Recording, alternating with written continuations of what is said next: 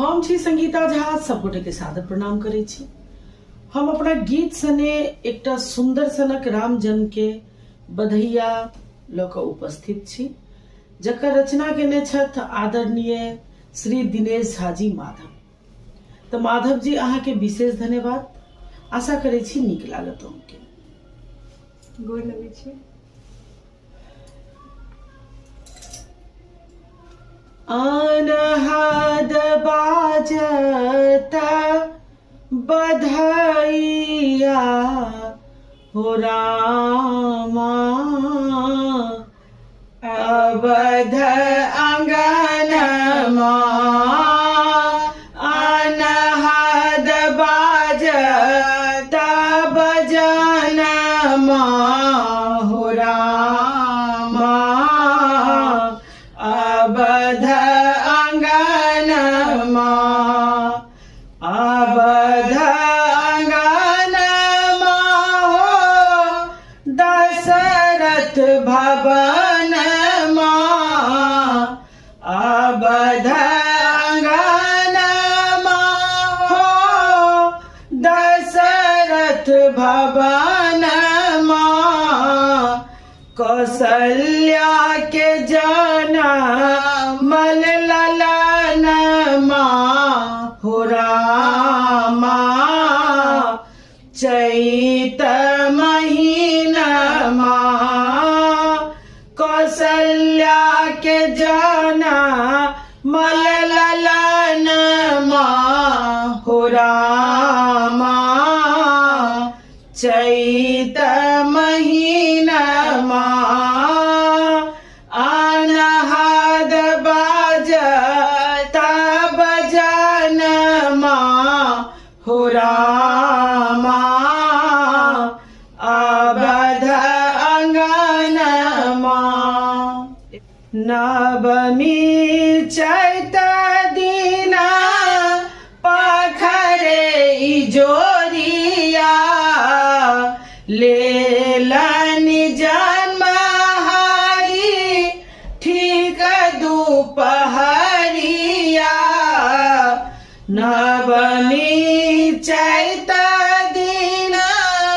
पखरे इजोरिया, लेलनि जन्म हरि ठीक दुपहरिया, रोहिणी नक्षत्र शुभ लगनमा हो रामा, चैत महीनमा रोहिणी नक्षत्र शुभ लगनमा हो रामा, चैत महीनमा देव ऋषि गण आरती उतारे,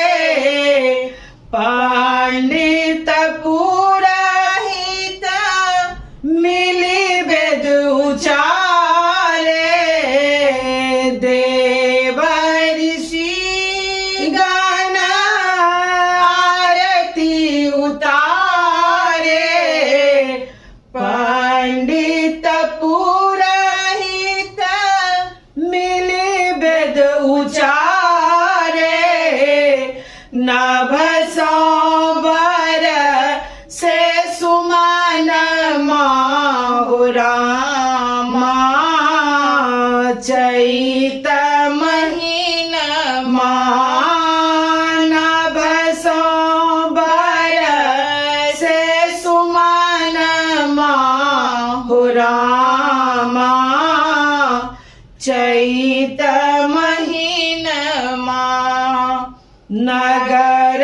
के नर नारी उत्सव मनावे, घर घर सोहर मंगल हो गावे, नगर के नर नारी उत्सव मनावे, घर घर सो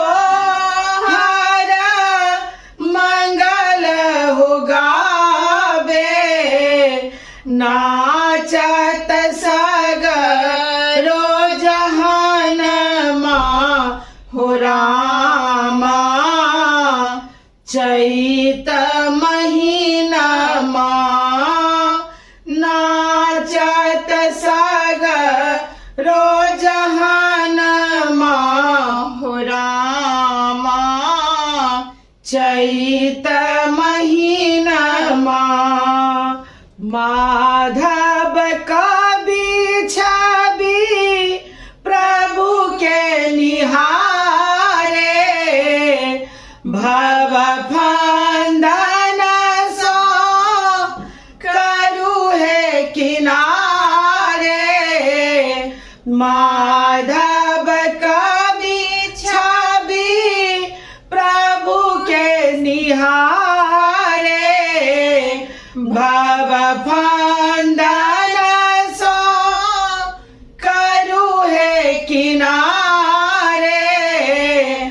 मांगत संगीता दर्शन मा हो